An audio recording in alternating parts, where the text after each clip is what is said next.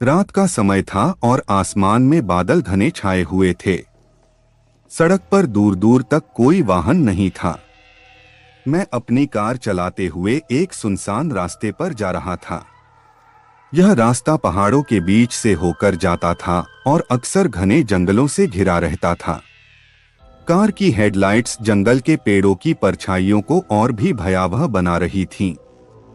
मैं अपने घर लौट रहा था, लेकिन रास्ते में अचानक कार की हेडलाइट्स ने कुछ अजीब सी चीज को रोशन कर दिया।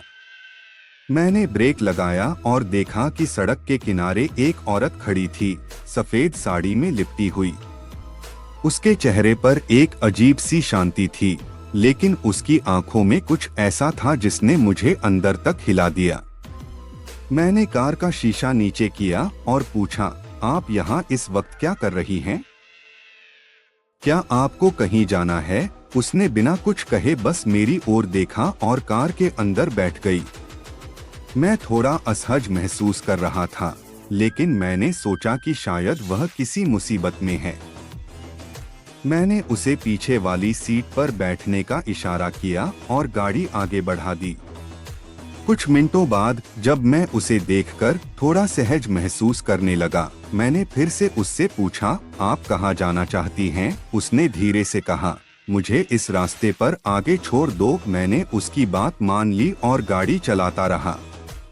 लेकिन कुछ ही देर बाद मुझे एहसास हुआ कि उसकी मौजूदगी से कार के अंदर का तापमान गिरता जा रहा था। मुझे अजीब सी ठंडक महसूस होने लगी, जैसे किसी ने बर्फ का पानी मुझ पर डाल दिया हो। अचानक मेरे फोन की स्क्रीन पर एक मैसेज आया। मैसेज अज्ञात नंबर से था और उसमें लिखा था, सावधान, वह जो तुम्हारे साथ बैठी है वह कोई इंसान नहीं है। मैंने चौंक कर पीछे देखा, लेकिन वह औरत गायब हो चुकी थी। मैंने तुरंत कार रोक दी और बाहर निकलकर देखा, लेकिन चारों ओर घना अंधेरा था। वह औरत कहीं नजर नहीं आ रही थी। तभी कार के अंदर से एक ठंडी हवा का झोंका आया और मैंने महसूस किया कि मेरी गर्दन के पीछे कोई सांस ले रहा है।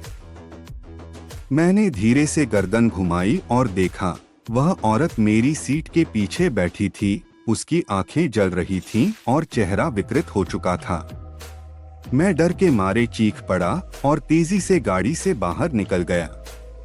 भागते हुए मैंने दूर एक पुराने पेड़ के पीछे छुपने की कोशिश की। कुछ मिनटों बाद जब मैंने हिम्मत जुटाई और कार की तरफ देखा तो वह औरत गायब हो चुकी थी। मैंने तुरंत गाड़ी स्टार्ट की और घर की ओर दौड़ा दी।